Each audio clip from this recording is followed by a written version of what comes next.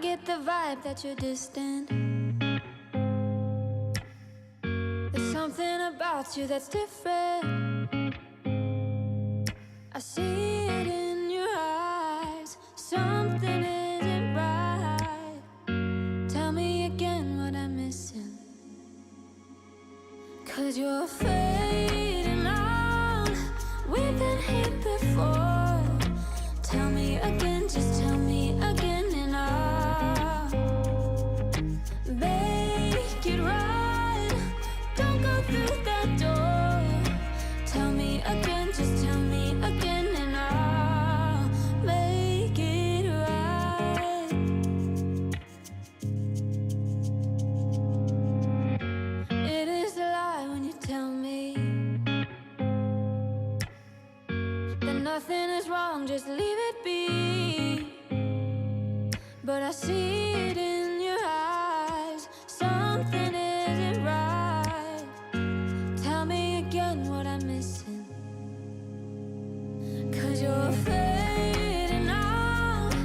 We've been here before. Tell me again, just tell me again, and I'll make it right. Don't go through that door. Tell me again, just tell me again, and I'll make it right.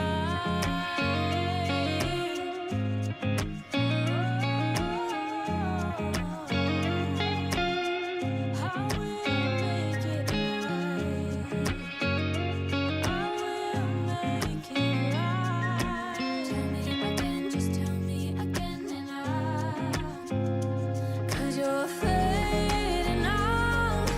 We've been here before. Tell again, just tell me again, and I'll make it right. Don't go through that door. Tell me again, just tell me again, and I'll make it right.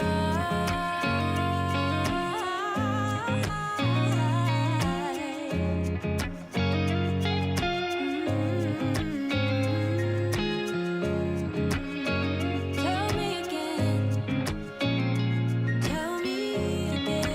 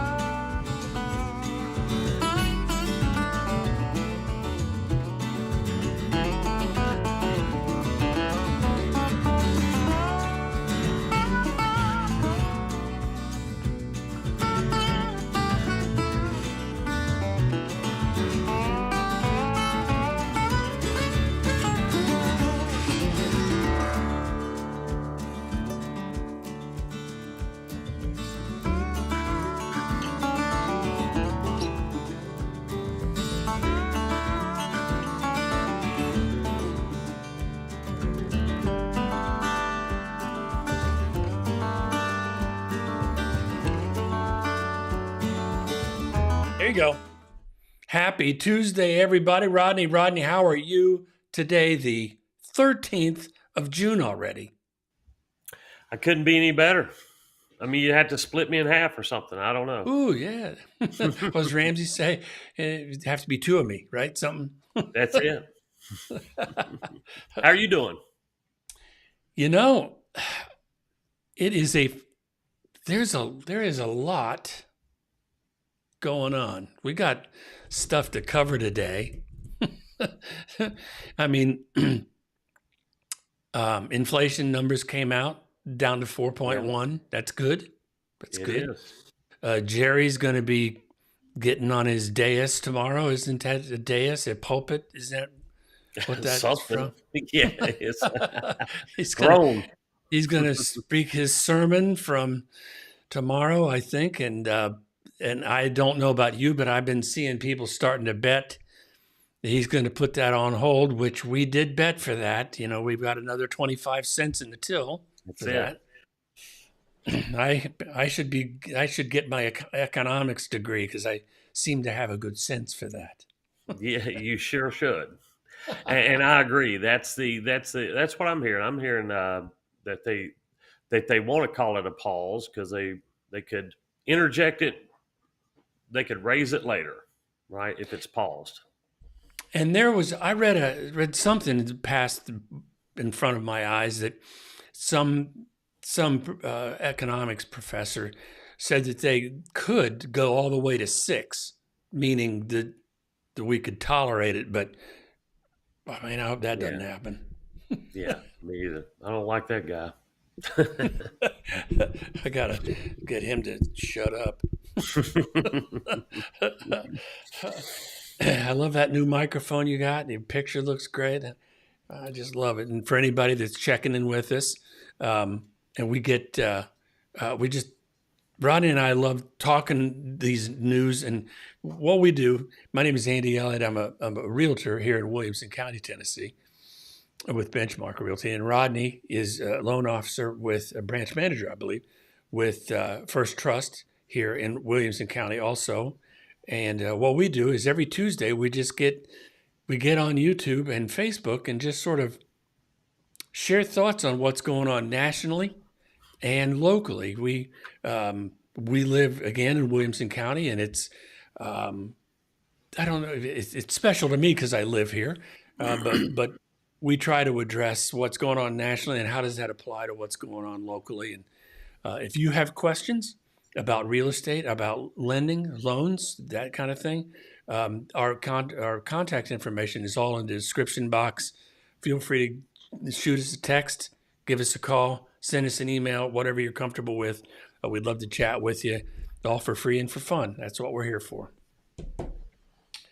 Free and fun. All for free and for fun. See, you gotta get lost in what you love, baby. And we always talk about your golf game. Did you golf? You know, we did. Me and my son and 10 others from 10? Yeah, from our club around here went up to Victoria National in Indiana. Wow. And spent the weekend. It was pretty cool. Pretty cool. How fun. You know, yeah, you don't get sometimes, you know, a 16-year-old don't want to spend a lot of time with you, so we went up there and enjoyed a little golf. Good for you. Oh, that's fabulous. Yeah. And with 10 of you, so you had 2.5 groups, or can you do 2 5? There's 10 others, so there's 12 total. Yeah. Oh, okay. Yeah. All right, buddy. Well, you know where we start. If anybody hadn't seen us, we always start with Rodney's Radio. The Jackson 5. That's right. Come on. Here we go. Get ready for the big drop. Here it comes. Oh, that's right. That's right. And we're going to share his screen, and there it is. All right. Well, as you can see, today we're just down. Red means the rates are going up just a hair. 19 basis points down for the day. The 10-year Treasury's up. Usually they go in reverse. That's just like they do. Drop down here though. Let's look at the last 6 months. What we've been through, right?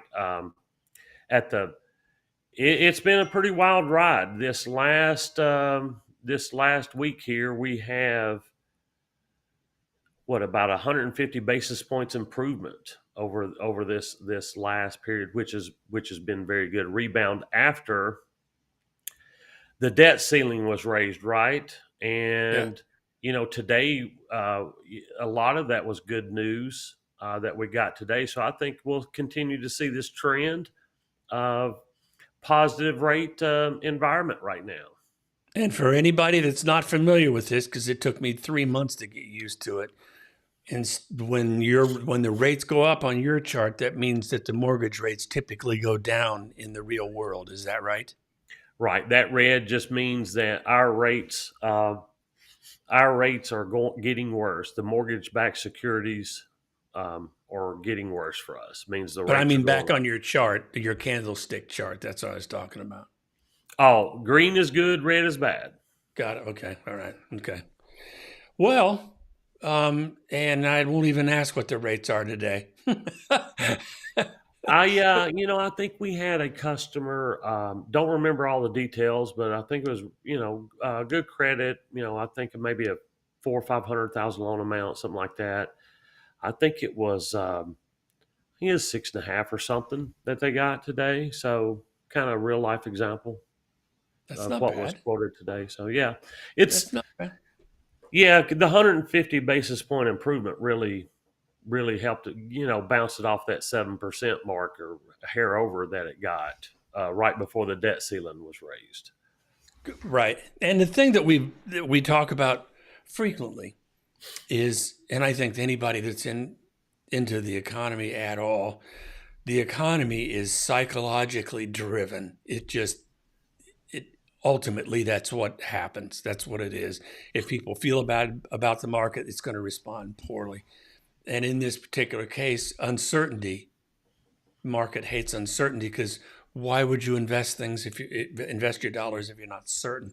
And so we've got inflation, which just came out, I think it was today. So Mm-hmm. we could put a pin in that using Phil's language. And then we've got the Fed going to speak up tomorrow, which people are saying they're going to pause, which you could bet serious money that that's going to happen. But until it's in the books, right, it's still considered uncertain because you don't know what could happen. I think those rates are going to bounce around where they are until we have more certainty. And today we're going to go through a bunch of stuff. I sent you a lot of information, I know, Rodney. So what do you say we touch base on a little bit of the news?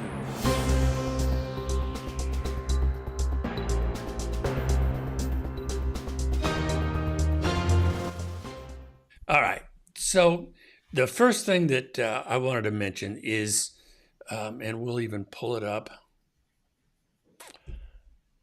Bing, bing, better.com. Now, are you familiar with those guys at all, Rodney? I am not. They were, probably still are, an online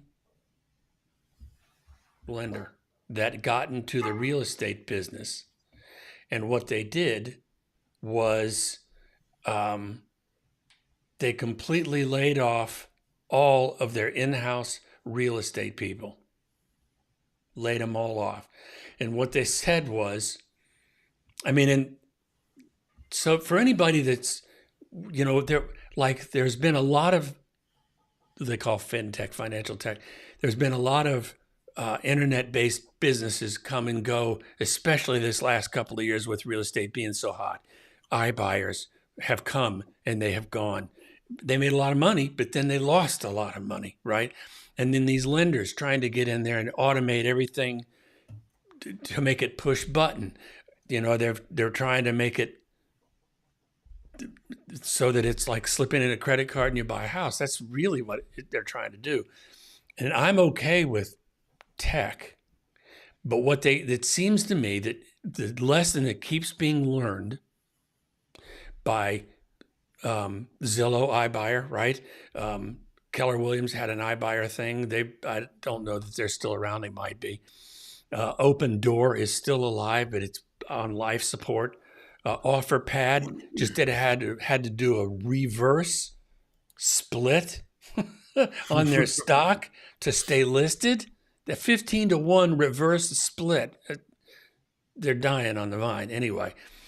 So the whole point is they're trying to automate buying a house That's what the iBuyer system and all those things are about. And they keep learning the same lesson, which is when I'm buying a big ticket item, I want somebody to walk me through it. I don't want to just go to a website and click through what's going on. And they keep coming back to it really is the loan officer that can help you understand your finances and to get a house or a loan that actually works for you in your life versus what an algorithm says you can afford, you know?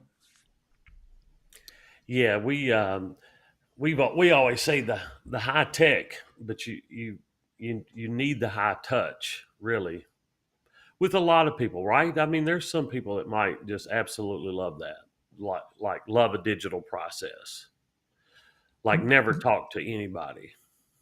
If they've been through, you know what, if I've bought 6 houses and I'm going through it, yeah, I'm okay. But if it's my first or second, or if it's a market that is uncertain like what we're in now, and I'm not trying to make a case for Yeah, real estate agents.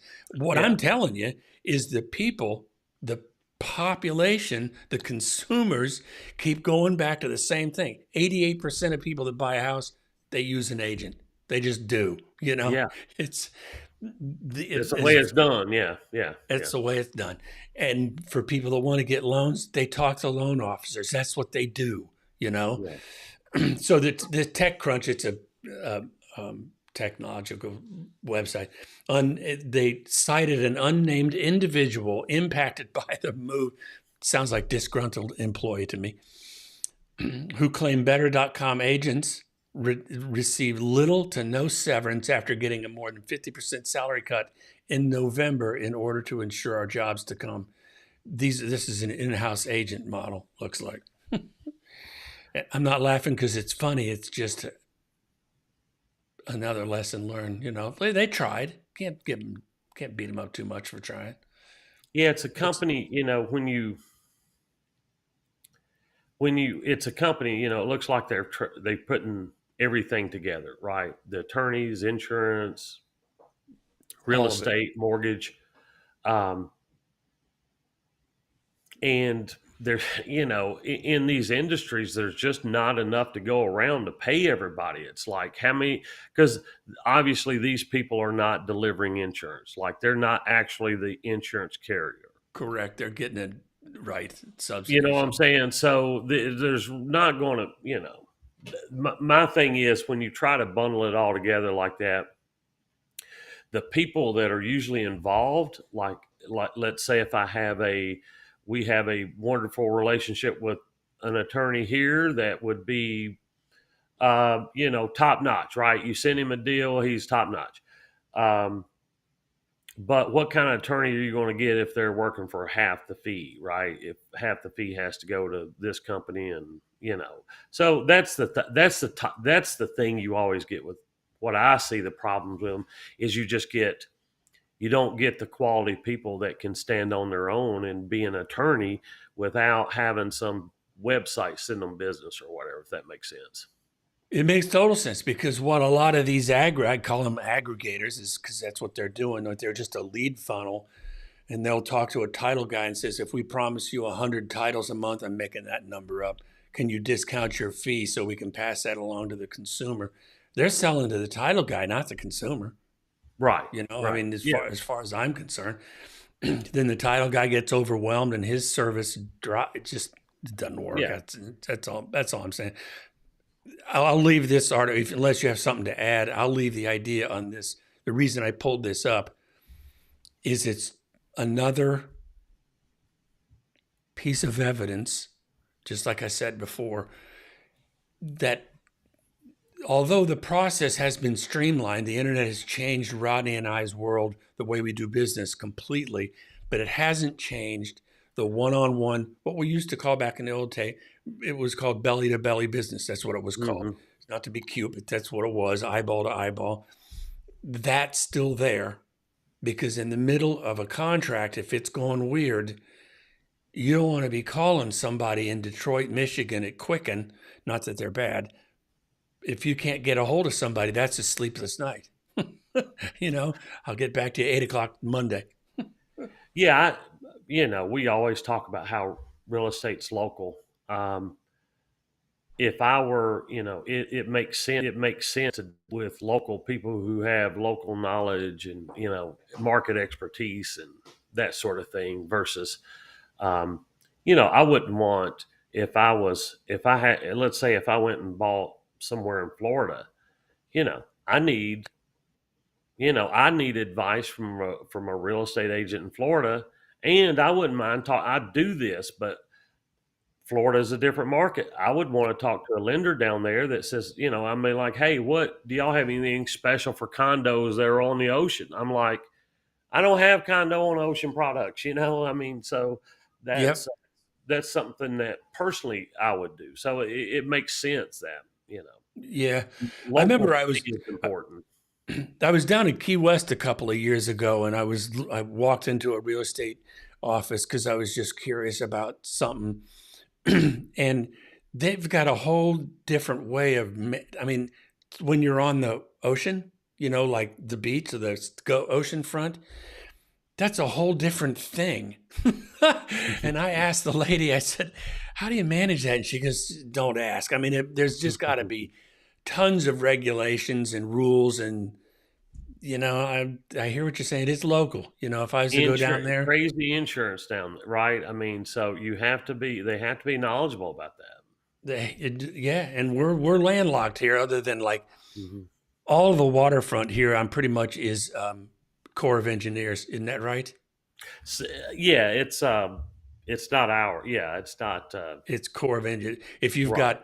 If you've got a dock placement, it's because they got it in before the Corps of Engineers took over or something. Or yeah, they've granted some, I think too. So Is it? I don't know. Yeah, I don't know how that works. Anyway, so the market, the people, the consumer, including me, is proven once again that the test to automate things, I understand the desire to do that. But what they're trying to do is get millions of people from across the country to go into their website instead of onesie twosie like a lot of us have to do it. So the next piece of information I thought was pretty interesting.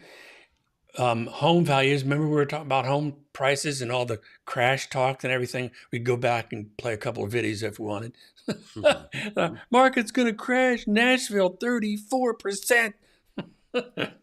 Zillow says yes. home values are up 1.5, almost Mhm. 0.4. So is this the Goldman Sachs or you're This talking is about the commercial real estate one?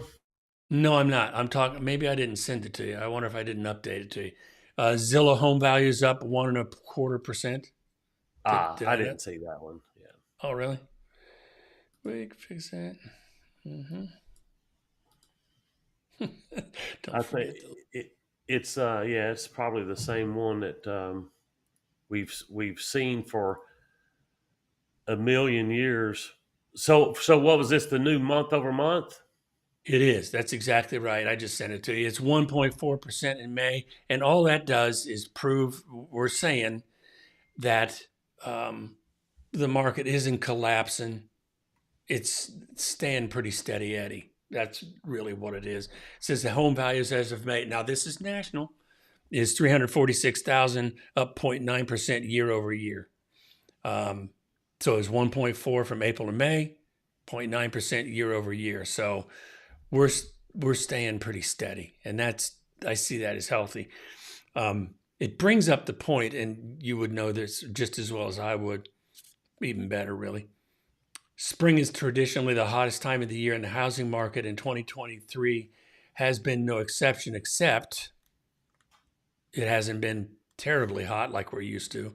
But Right. time will tell if the seasonal price slowdowns arrive on time this year. It's gonna. No, it's not going to. I don't think so either.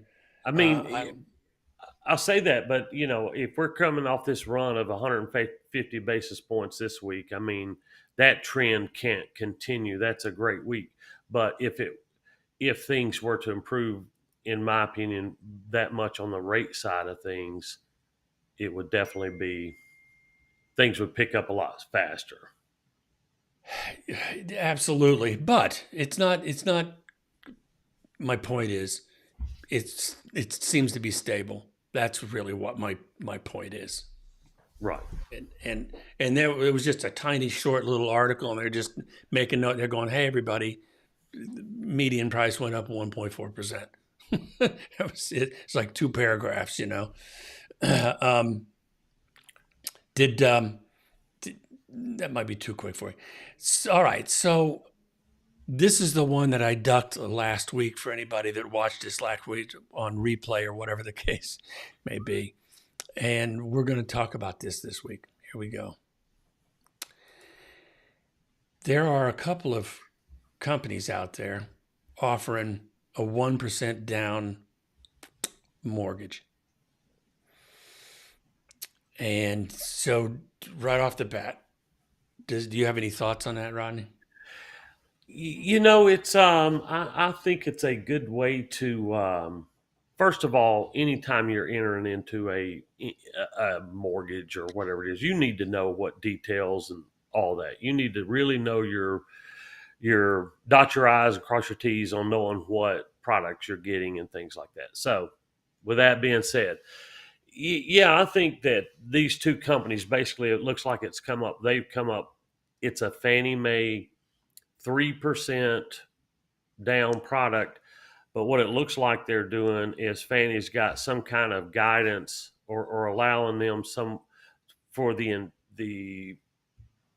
big company, the mortgage company, to grant you the 2%. And then one of them's even a little bit higher, let you add in some closing cost. And I believe one of the products also, they're removing the mortgage insurance from it as well. Now, they're probably adding that into the rate or something like that. So that's why I say you always look at the details and look at the loan products. But, you know, the product had that, you know, it's going to be tied to the area median income, looks like, Right. for some kind of for their pay. And they're still going to be ran through a desktop underwriting. They're still going to be ran through the same underwriting scenario that everybody else goes through. So it's not, they're basically, Fannie's given these two huge companies the right to give them a grant to help them with home ownership. Now, who knows where that's coming from? You know, the first thing I think of, well, is this some kind of their CRA stuff? They've done 10 million loans and not enough in underserved communities or something like that. So there, Right. you know, this could be a way for the government to say, hey, help us out with this. We'll do this, or some, you know, just make a, you know, something like that to try to increase home ownership. So I like that. I don't think it's going to be a product. These products come and go every year. Somebody does one every year or so, just like this. But they come and go. Rarely do they stick around. But that's why I just say, hey, look and make sure it fits your scenario. You know, as a buyer, right? It fits with what you're trying to do, and there's not a better option for you. And I'm going to fit this because I think I'm pretty good at marketing. I think I am. I'm going to fit this into the same category that for real estate agents, and you've seen them, and you've seen them on billboards, and you've seen them everywhere. It's we guarantee to sell your house. It's guaranteed sale, a guaranteed sale. The fact is, for a guaranteed sale for a realtor, when they're promoting that, their one goal is to get you to call and ask about the guaranteed sale. And they get to be friends, and they'll find out that once you talk through what the guaranteed amount really is, that really isn't what you're looking for. But since we're talking, let's talk about selling your house. It's just a way to get the phone to ring to have a conversation with you about selling your house. I think there's a reasonable chance, because I think Rocket, isn't that owned by Quicken? I think so. Yes, I think so. Well, Rocket is I don't know. One of them owns the other. Yeah, I mean, Rocket was their kind of their terminology when they were doing. They thought they were doing some high tech stuff. If that makes sense. Right. Um, is looks like Rocket Mortgage is the guy. I mean, they're the company. They own them. Yeah, Yeah. So RKT Holdings. Anyway, but yeah. if you could promote 1%, and what Rodney, you said right up front is absolutely accurate. Not everybody's going to qualify for this thing because it's got to be. There we go. It's got to be 80% of the area median income, and you'd mentioned that. And for anybody who doesn't know what that is, you can take whatever county you're in. I think it's by county probably. Mm-hmm. They figure what everybody's income is, they average it out, and in order to qualify, you have to be making just 80% of what they're doing. So that's a pretty low percentage, really. Yeah, and sometimes it's the area median income's probably lower. Um, um, uh, yeah, so and that's the family income too. That's household income. Oh, really? Oh, no kidding.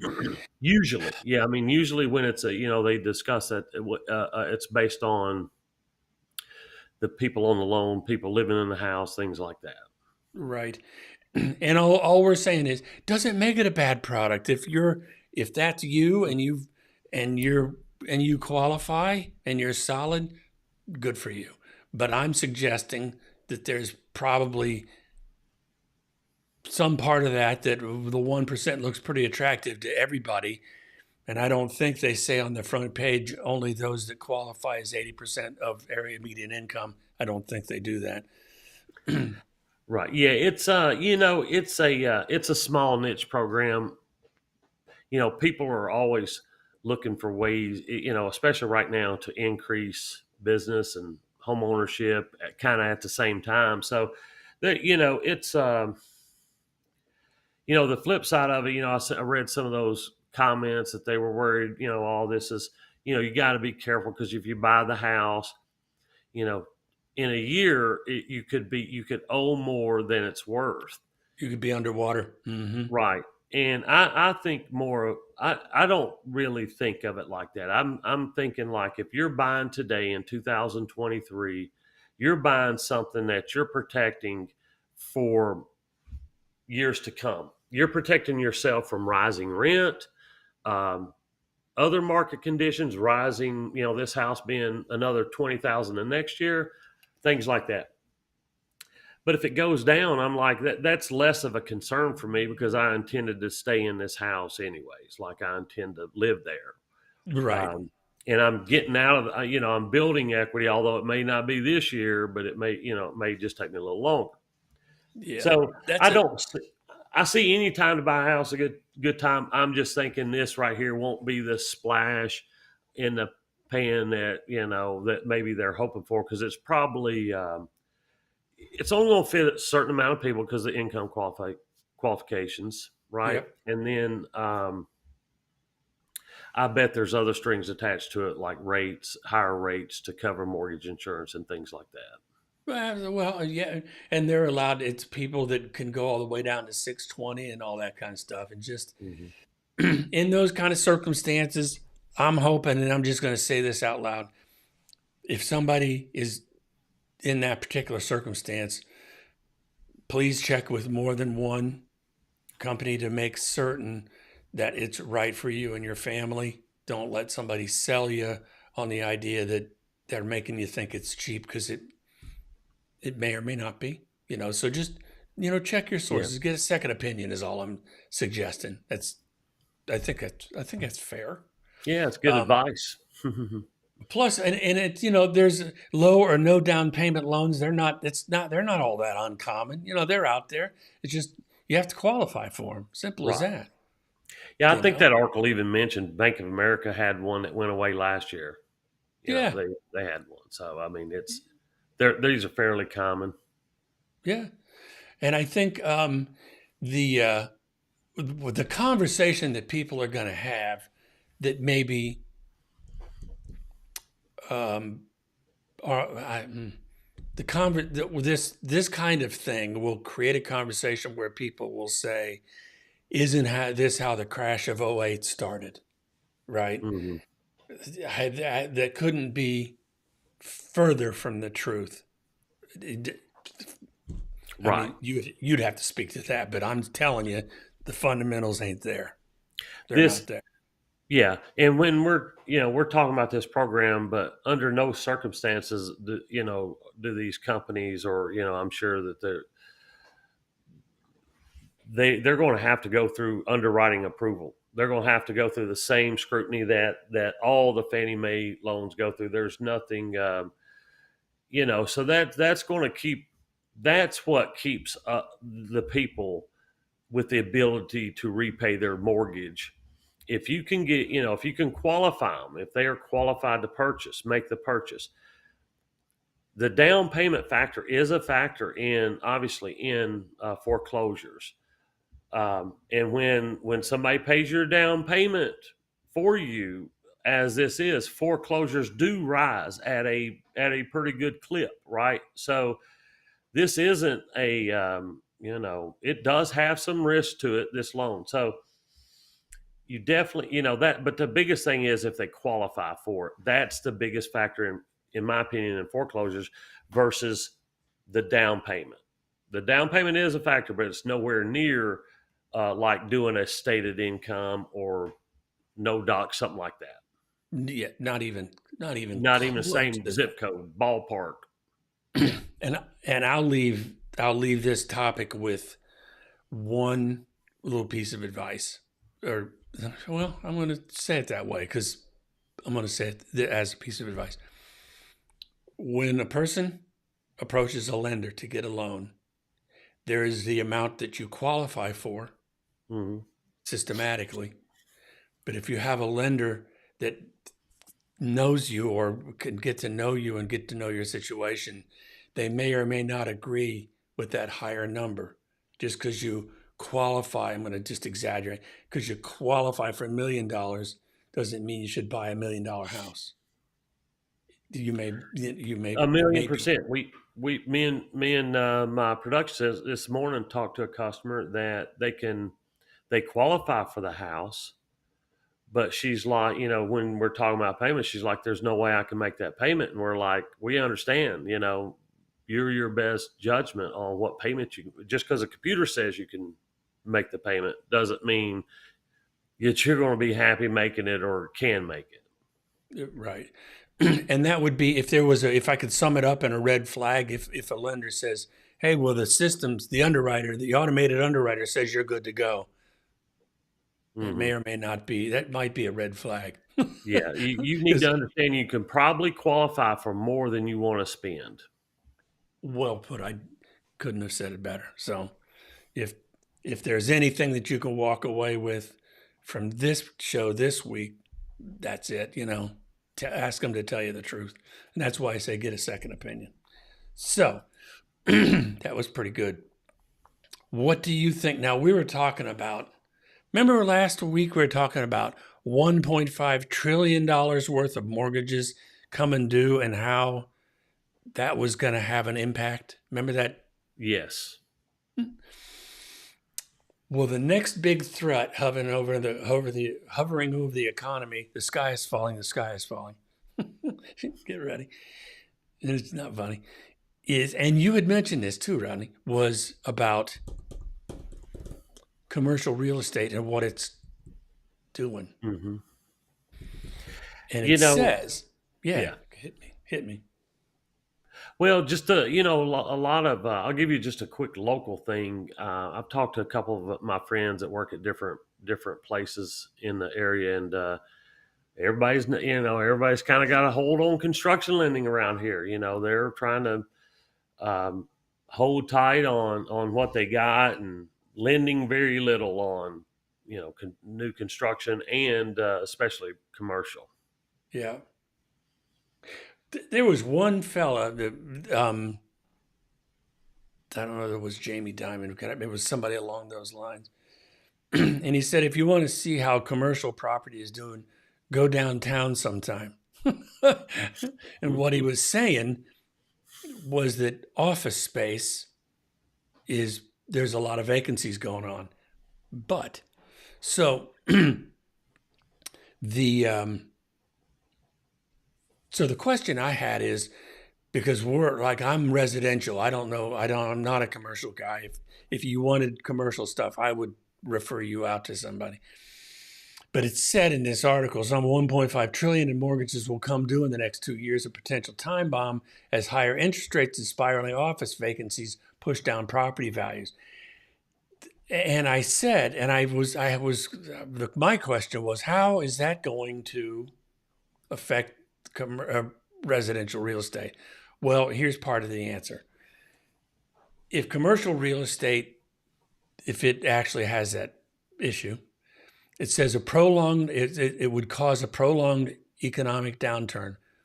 That makes sense to me. And you got big people, like Elon Musk saying, I don't like this working from home thing, ain't cool, right? Stop it.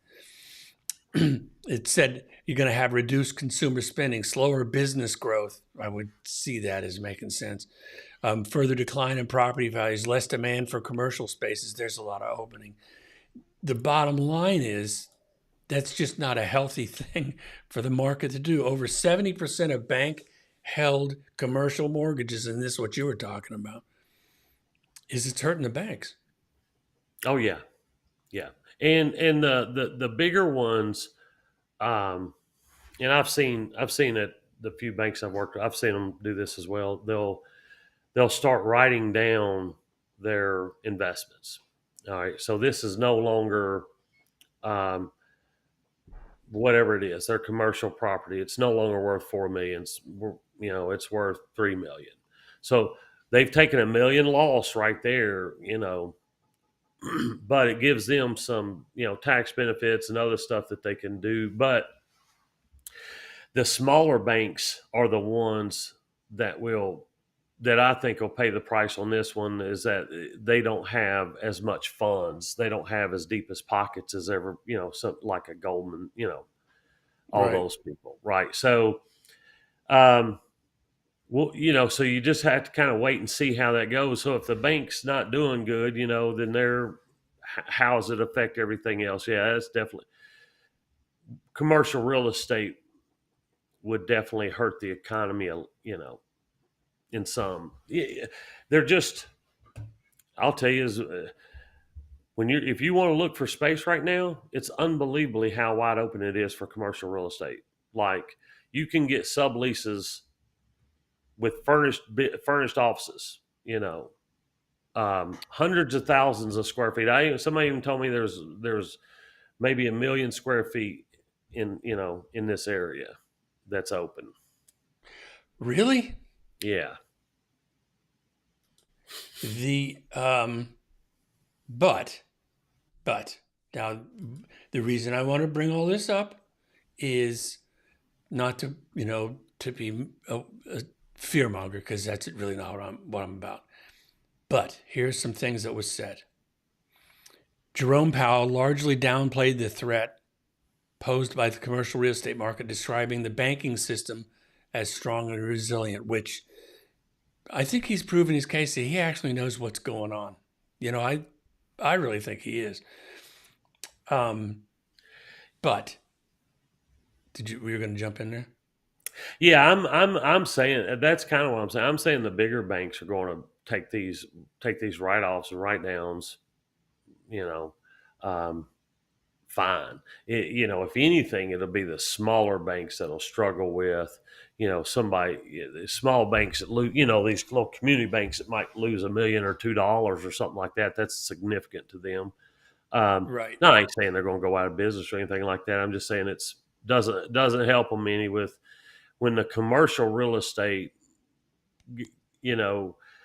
what are they doing? I mean, just like he says, I don't know what Jamie Dimon is in the middle of New York City, but I know there's a lot of open office space around here, where I'm at. But there's a but.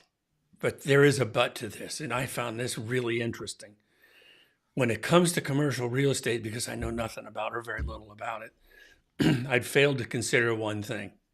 With everybody talking about commercial real estate and a lot of vacancy in office space, that's true. But the fact is, industrial, retail, and hotels are solid. And with the economy like it is, that means that the commercial real estate, it could be iffy, but man, that's a hell of a strong financial base when you've got industrial, because they're cranking out cars and whatever. Yeah. Retail, I mean, inflation is 4%. I mean, we're spending a lot of money. Yeah. And Yeah, hotels, find a hotel room during Taylor Swift's concert. Find one anywhere. It's crazy. I go to these little towns when we go, playing golf with my son or something, man. It's tough to find a place. Yeah, I went back to my hometown. There was none. There was none. I had to go to anyway, there was none. So enough of the commercial stuff, but I just thought we've got to watch those those headlines, because they're talking about the sky is falling and that kind of stuff. And I just thought the rebuttal on that was super solid, with industrial, retail, and hotels being so strong. It's fine. It's going to take some adjustments. And I think that comes down to changing the work habits of employees, probably, is what that's coming down to. Well, I think that article even finished up by saying that the resiliency of our economy was handling that, and even seeing some other positive factors through it. So, yeah, I mean, we're making it. So here on this last one, hope you don't mind this last one, Rodney, and it is about the House members. And remember, we were talking about, you had mentioned that it seems like Fannie Mae and those guys are trying to do favorable things to make housing more affordable, right? Mm-hmm. Well, a bill has been introduced. Here, my Google. A bipartisan bill has been introduced to the U.S. House of Representatives that would create a tax incentive designed to produce 500,000 starter homes over the next decade. Now, that's lovely, and 50,000 houses ain't a lot during the course of a year. When you're talking 5 million is normal, but I'll take anything. What is it looks like they're putting affordable limits on that. Did you see that? Well, what I saw on this was, yes, eligible low-income communities. Now, what I thought was interesting, though, and I bet we're going to see, remember we've been talking about investors sort of have really backed off because you can't rehab and sell at a profit like, the last couple of years. Or even rent out and get a good cash flow. Yeah. But here's what they're saying. And this, I think there's a fly in the ointment. We'll have to see how this plays out. But the idea was the legislation addressed a key problem in housing creation. The cost to build or renovate a property often exceeds the price at which the home could be sold once completed. Now, the last couple of years, that's just not true. Before 2020, probably was true. But they're calling it a value gap with a tax credit covering 35% of eligible development costs for new homes. That looks like if you're a flipper, I bet you're going, excuse me? Well, wouldn't that be right? Are they doing 500,000 of $256,000 homes? I mean, is just that the affordable median income? Well, that's what they're suggesting, that for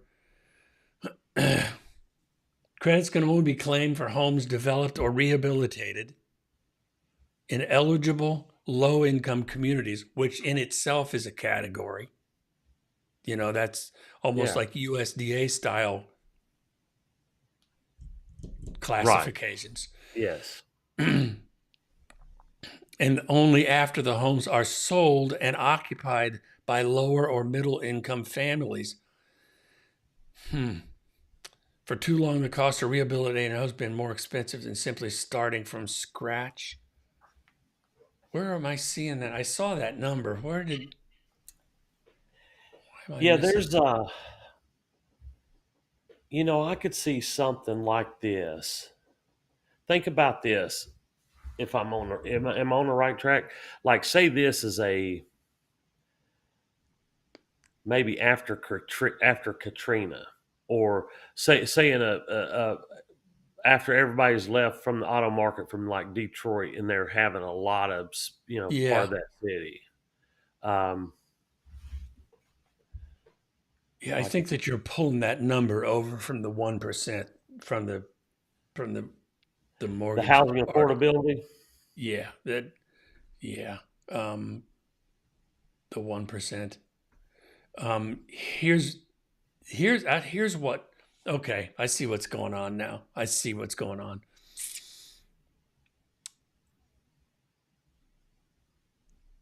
Older communities like Buffalo, and these are examples, but I've got a good example in mind. Older communities like Buffalo and Niagara Falls have aging homes with good bones but high cost to rehab these properties.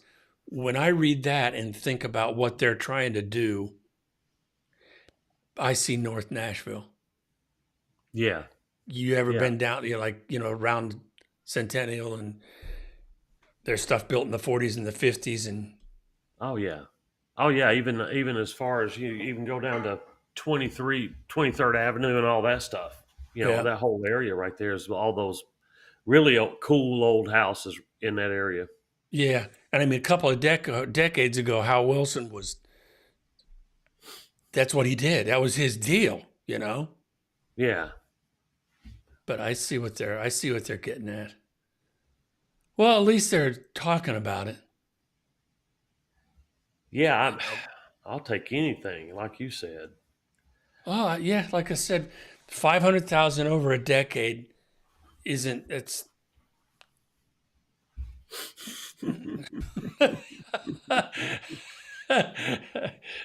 That's like 50 one of our top local builders, right?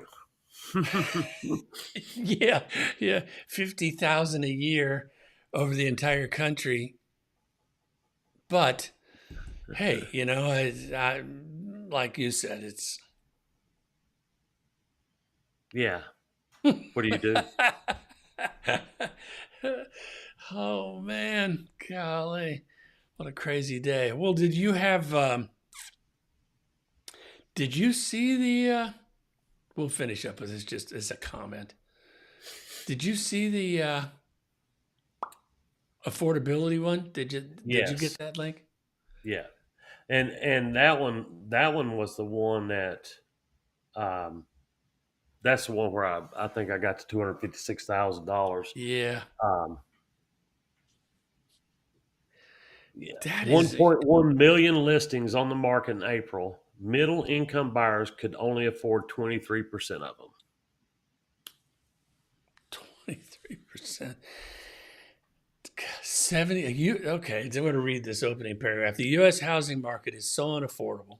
Over 75% of homes on the market are too expensive for middle class buyers, according to a recent report from the NAR, the National Association of Realtors. And as we keep telling you, transparency here, of all the people that crunch numbers, the National Association of Realtors is going to be pretty rosy. Yeah. They're going to take, for the most part, a pretty positive view, which I'm perfectly fine Yeah. with. That's largely due to the shortage of the housing supply, which has hit middle income buyers the hardest. Thanks to elevated mortgage rates, the housing market is missing around 320,000 homes priced at or below $256,000. I'm not laughing because it's funny. It's a bad habit I've got. It's just I can't believe it. That's the maximum price a middle income buyer earning $75,000 can afford, and I bet that's with no debt. No, I would say that's because they have a front end ratio. I'm going to give them a Okay. few extra. I'm going to give them 10% of their gross income for debt. Okay, On top of that. you're so smart, man. Oh, golly, but it's like I'm getting ready to do. I'm getting ready to make a video. It's a new category of video I'm making for my YouTube channel, and it's going to be how much. You can put the number in there, but this one's going to be living in Franklin. How much can $500,000 buy? That's the video. Yeah. I'm going to do it live like this. It's not going to be scripted. I'm just going to go through what's sold. You know how many was available for sale in Franklin for under $5? Not a lot. Yeah. Not a lot. There's like not a lot. Depending on how you search, you come up with different numbers. But if you're in that range, what I'm thinking, Andy, you're the expert here. I'm thinking that they're going to be bringing in some equity from their current position. Like you might be buying a $2 million house, but you're probably not financing 500, right? Correct. I mean, that's what I'm thinking is like these, if you, even though you're looking, you don't have much at 500, but everybody around here, if you're selling a house already here and you've been here a while, you're probably going to take a bunch of equity with you. Yeah. And be buying, at a higher whatever. So the people that are struggling, just that are in the most difficult spot, is that the right way to phrase that? The most challenging spot are those first-time home buyers. Yeah, the market's killing them. I mean, and that's why whenever we talk about this, you hear me say, well, if you can buy, you need to buy, because just to get assets under your well, they're belt. going to get shut out again. That's all that's going to happen when rates go down and people start selling their houses and getting back in the market. The first-time home buyer cannot compete in a market where there's a bunch of people in there, because we don't have enough inventory, and all these contingencies start coming off that the first-time home buyers can't, and it kicks them right out of the offers. Yep. Yeah. And if you're watching this and you're just wondering what's going on, trying to think, how to handle it, there's programs out there, and there's ways it can be done. I'm just telling you, I've seen people that are first-time home buyers and they're pretty fearful of what they're getting into. Yeah. But if you find the right people, like talk to Rodney. I don't care where you move. I don't care where you. I mean, I'll be able to, if you're looking in a different part of the country, I don't care. I can help guide you. I can help give you some advice to get through that and what to ask for. Absolutely. If you're in Idaho, it doesn't matter. Maine, call us. No? Everywhere but Idaho.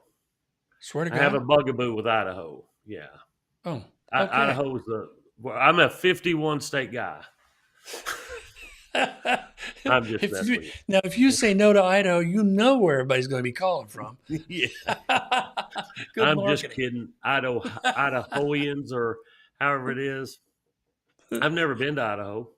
Oh, man. I've only driven through just the corner. I've just driven. I used to live in Colorado, so we were traveling around out there. We just went through one of the corners of it, so I can't remember what it was. Well, listen, that was fun.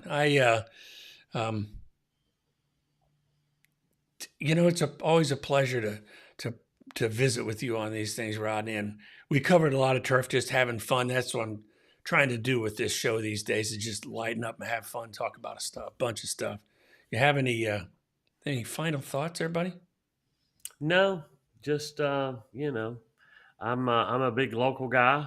If you're looking, talk to your local people if you've got questions, and maybe we can help you with an answer or whatever. It doesn't have to be I'm in your area, but not in your area, we're here to help. So Yeah, yeah.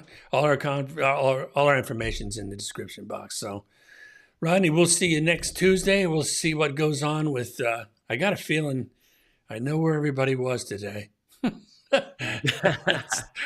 Recovering from CMA Fest. I mean, what are they doing? No, 45. I'm gonna bet if you're following. It's going to court.